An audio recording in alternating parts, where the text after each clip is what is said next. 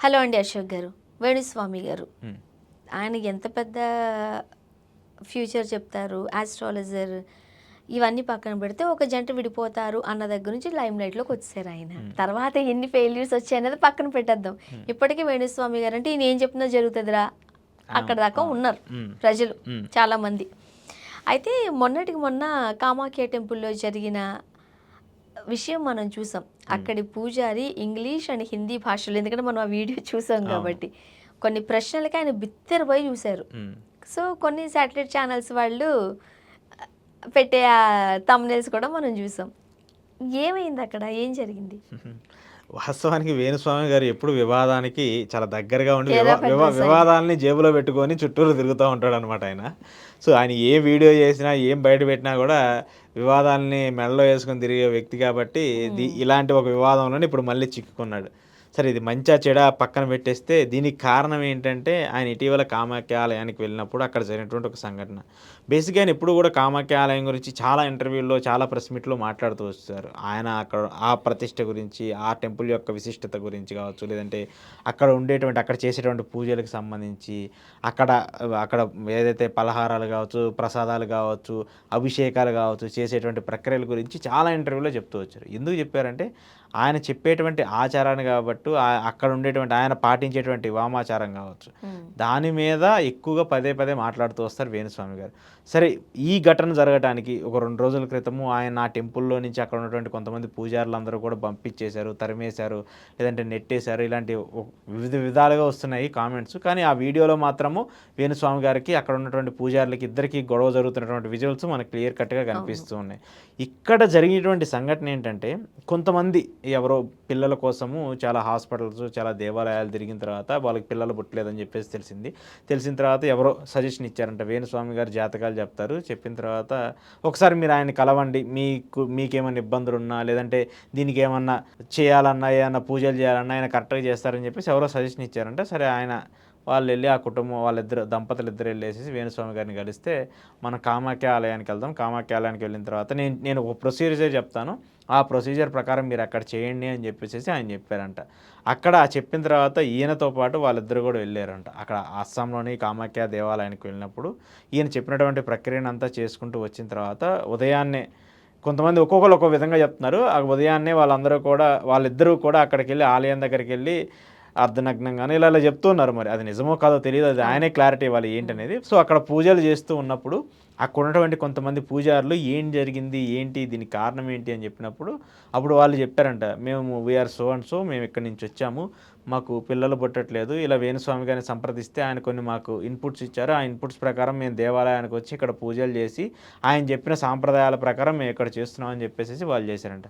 So దీని అంతటికీ కారణం ఏంటి అనేది తెలుసుకున్న తర్వాత పూజారులు అందరూ కూడా అక్కడ వచ్చినటువంటి వేణుస్వామి గారిని చూసి వాళ్ళు కొంత కోపంతో, ఆగ్రహంతో అసలు ఏంటి మీరు ఈ కామాఖ్య ఆలయానికి సంబంధించి మీరు చెప్తున్నటువంటిది ఒకటి, ఇక్కడ చేస్తున్నటువంటి ఒకటి, దీని మీద నెగిటివ్ ప్రచారం జరుగుతుంది, దీనివల్ల పెద్ద ఎత్తున ఆలయానికి ఇబ్బందులు వస్తూ ఉన్నాయి, ఆలయం మీద ఒక నెగిటివ్ ప్రాపగండ జరుగుతుంది, దాని అంతటి కారణం మీరే అని చెప్పేసి ఆలయంలో ఉన్నటువంటి పూజారులందరూ కూడా వేణుస్వామి గారి మీద దాడి చేయడానికో, లేదంటే వేణుస్వామి గారిని అక్కడి నుంచి పంపించడానికో ప్రయత్నం జరిగింది అనేది ఇక్కడ హోల్ స్టోరీ. దానికి సంబంధించి ఆ వీడియోలన్నీ కూడా బయటకు వచ్చాయి. ఇప్పుడు సోషల్ మీడియాలో అవన్నీ కూడా పెద్ద ఎత్తున చక్కర్లు కొడుతూ ఉన్నాయి. కానీ నిజంగానే అస్సాంలో ఉన్న ఈ కామాఖ్య టెంపుల్ పూజారులకి వేణుస్వామి గారు ఎవరో తెలుసా? మన 2 తెలుగు రాష్ట్రాల్లోనూ ఆయన ఎంత ఇప్పుడు సోషల్ మీడియా యుగం అండి.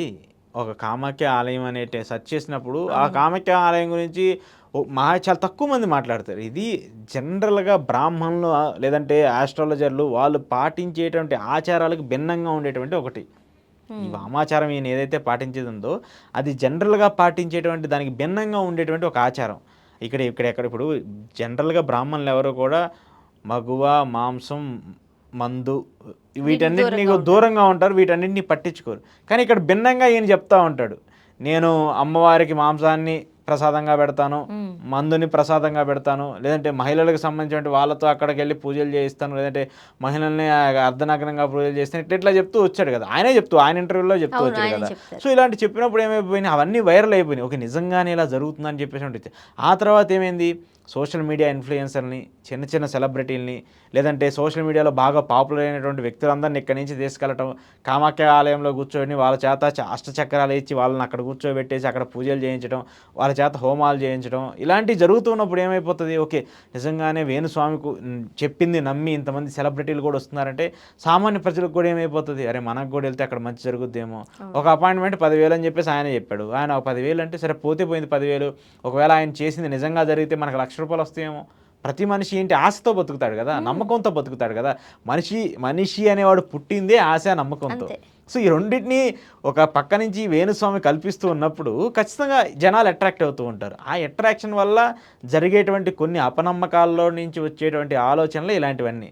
దీనికి సంబంధించే ఈరోజు ఆ దంపతుల్ని అక్కడ తీసుకెళ్ళి చేసేటువంటి పూజలు కావచ్చు, అక్కడ దంపతులను అక్కడ తీసుకెళ్ళేటువంటి జరిగినటువంటి ఘటనలో అక్కడ దాని మీద అక్కడ ఉన్నటువంటి ఆలయానికి సంబంధించిన పూజారులు అందరూ కూడా ఆగ్రహం వ్యక్తం చేస్తూ వేణుస్వామి మీద దాడి చేయడం కావచ్చు, అతన్ని పంపించేయటం కావచ్చు జరుగుతూ వచ్చింది. హోల్ ఎపిసోడ్ మొత్తం ఇది. అయితే ఇప్పుడు వేణుస్వామి గారు పాపులర్ అయింది, ఇందా మీరు చెప్పినట్టు ఆయన పాపులర్ అయింది ఏంటి, సెలబ్రిటీలకు సంబంధించి లైఫ్ స్టైల్ గురించి చెప్పడం, సెలబ్రిటీలకు సంబంధించి లైఫ్ గురించి వాళ్ళ పర్సనల్ లైఫ్ని సోషల్ మీడియాలో పెట్టడము, అక్కడి నుంచి ఆయన వైరల్ అవుతూ వచ్చారు. అప్పటి వరకు కూడా వేణుస్వామి గారు చిన్న చిన్న శాటిలైట్ ఛానల్స్లో, చిన్న చిన్న యూట్యూబ్ ఛానల్స్లో రాశి ఫలాలు, జ్యోతిష్యాలు వీటన్నిటి గురించి చెప్పుకుంటూ వచ్చేటువంటి వ్యక్తి.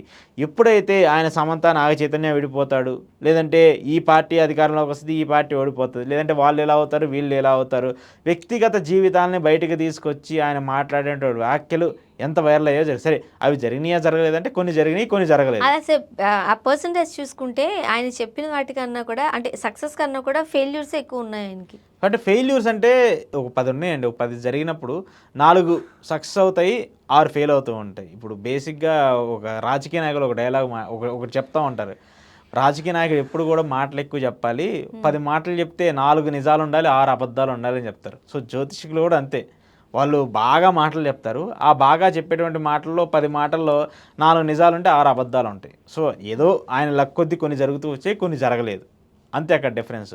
సో దాని ద్వారా ఆయన కొంచెం పాపులర్ అవుతూ వచ్చాడు. పాపులర్ అయిన దాన్ని ఆ పాపులారిటీని ఆయన బాగా ఉపయోగించుకున్నాడు, ఆయన క్యాష్ చేసుకున్నాడు. ఈరోజు సరే ఆయన ఎంత డెవలప్ అయ్యారు ఏంటి అనేది కూడా మనం అంతా చూస్తున్నాం. ఈ అంశాలన్నీ చూసుకుంటూ వచ్చినప్పుడు ఇదంతా కూడా నేను ఎందుకు చెప్తున్నా అంటే, మనుషులు అనే వ్యక్తులు ఎవరైతే ఉంటారో ముందు మీరు మిమ్మల్ని నమ్మండి, ఆ నమ్మిన తర్వాత దేవుణ్ణి నమ్మండి. ఆ దేవుడిని మీకు దేవుడికి మధ్యలో ఇలాంటి వాళ్ళందరూ వస్తూ వచ్చినప్పుడు ఏంటంటే వీళ్ళు చెప్పిన దానికి మీరు ఇన్ఫ్లుయెన్స్ అయిపోయి, వీళ్ళు చెప్పిన దానికి మీరు ఆశ్చర్యంలో మునిగిపోయి నిజంగానే ఈయన చెప్పాడు కాబట్టి ఇలా జరిగింది, లేదంటే ఎవరో సెలబ్రిటీకి ఈయన పూజలు చేశాడు కాబట్టి ఆయన సినిమాలు హిట్ అయ్యాయి, లేదంటే ఎవరో ఒక కుటుంబానికి సంబంధించిన దంపతులు ఇంటికి వెళ్ళి ఆయన పూజలు చేసేటప్పుడు వాళ్ళకి పిల్లలు పుట్టారంటే ఖచ్చితంగా కాదు. దానికి సంబంధించి సైకలాజికల్గా సైన్స్కి సంబంధించి కొన్ని థింగ్స్ ఉంటాయి అలానే. సో ఖచ్చితంగా దేవుడిని నమ్మొద్దని చెప్పేసి ఎవరు అనరు, దేవుడిని నమ్మండి, ఆ నమ్మే విధంగా నమ్మండి. కానీ ఇలా ఎవరో చెప్పారని చెప్పేసి ఇన్ఫ్లుయెన్స్ అయ్యి నమ్మి ఇలాంటి ఇబ్బందులు తెచ్చుకోవద్దని చెప్తాను. సో ఓవరాల్గా ఈ ఇష్యూకి సంబంధించి ఆయన అక్కడ పూజారులతో గొడవ జరగడం కావచ్చు, ఆయన అక్కడి నుంచి సరే కొట్టారు అది ఇది అని చెప్పేసి వేరే చెప్తున్నారు, అంతా కూడా అబద్ధం అని చెప్పేసి ఆయనే చెప్తూ వచ్చారు. కేవలం అక్కడ ఒక వాగ్వాదం జరిగింది, లేదు అదేం జరగదు, అదంతా సోషల్ మీడియాలో వచ్చేటువంటి ప్రచారం.